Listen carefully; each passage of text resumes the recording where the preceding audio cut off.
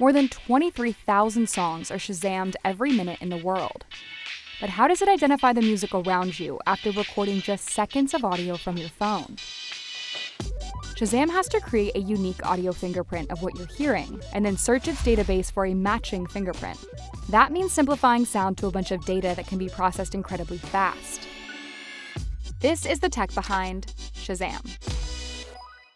The idea behind Shazam is simple. Take the audio captured on your phone and convert it into something a computer can easily compare to other songs. In acoustics, this is called audio fingerprinting, simplifying a song to a unique signature that you can identify even through lots of background noise.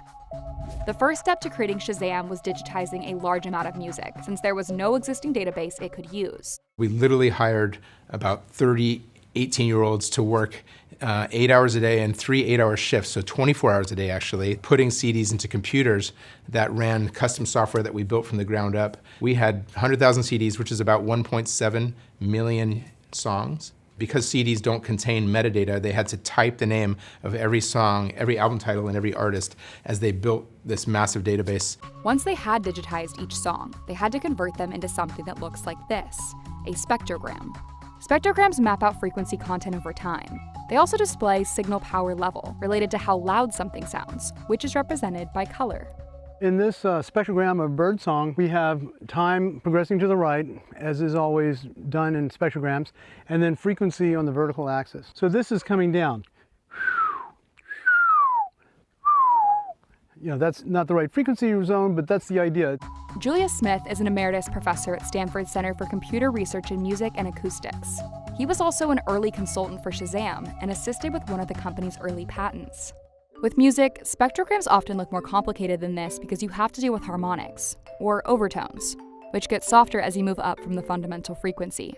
Beethoven's Fifth Symphony, the opening measure is bum, bum, bum, and then the next whole measure is bum. So this is the classic bum, bum, bum, bum, bum, bum, bum, bum in score. And then over here in the spectrogram, we have the same thing, not as clearly written, but clear to hear, and that is bum, bum, bum, bum, bum, bum, bum, bum.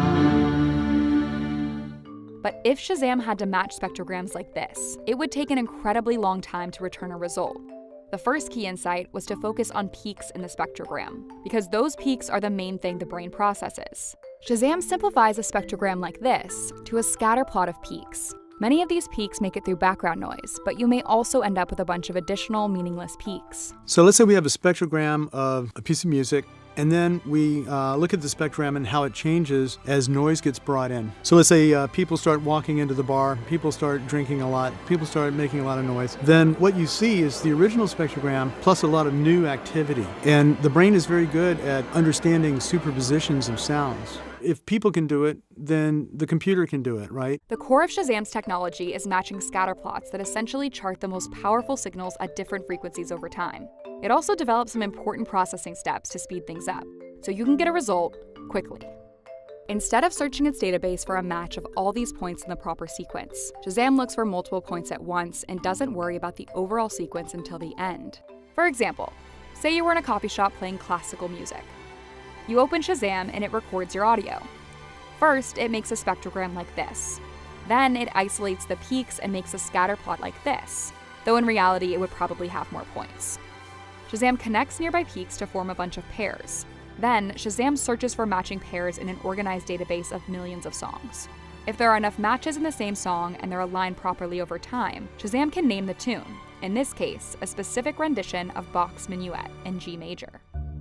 After about 2.5 years of development, Shazam launched in 2002, well before the smartphone era. Everyone was carrying these mobile phones around everywhere, and really you could only just do two things with them. You could make phone calls and you could send text messages. And I guess you could also play the game Snake. Here's how Shazam worked back then. This is one of its earliest pitch decks. Initially, Shazam was a service that people in the UK could access by dialing 2580. After recording 15 seconds of audio, the call would disconnect and the user would get a text with the name of the song. While the fundamental algorithm has stayed the same, engineers have made some modifications to improve its recognition rate. It was good enough that it felt like it worked most of the time, and it really delighted people that it would work in these like bars and clubs and so on. We also had to then add additional tweaks to deal with the fact that music in the real world also gets adjusted in terms of speed, tempo, and pitch. So there are, for example, DJs might adjust the speed of music when they're playing vinyl records. Shazam wasn't an immediate hit. It had to sell some of its patents to fund development, though it later bought them back. And it wasn't profitable, it says, until 2016. Barton was CEO for 4 years before stepping down, though he continued to serve on the company's board.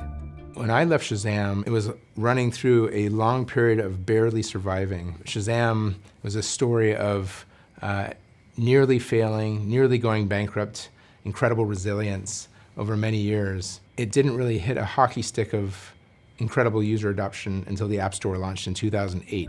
Eventually, Apple bought Shazam in 2018. It's now one of the most popular free music apps in the App Store. Once you're paying for unlimited streaming of music, what is it you're actually going to listen to? Because you have access to everything as much as you want. And Shazam solves one form of discovery. You're not only discovering music when your friend tells you about a great band, but you're actually discovering it in your daily life. The technology behind Shazam has grown significantly since Apple's acquisition in 2018. When it bought Shazam, it also gave the company access to Apple Music's large library. Today, Shazam can identify most of the Apple Music catalog of over 100 million songs. We created an app many years before apps actually existed. Part of the art of a startup is the timing aspect, and so fortunately we found a way to survive through those tough years.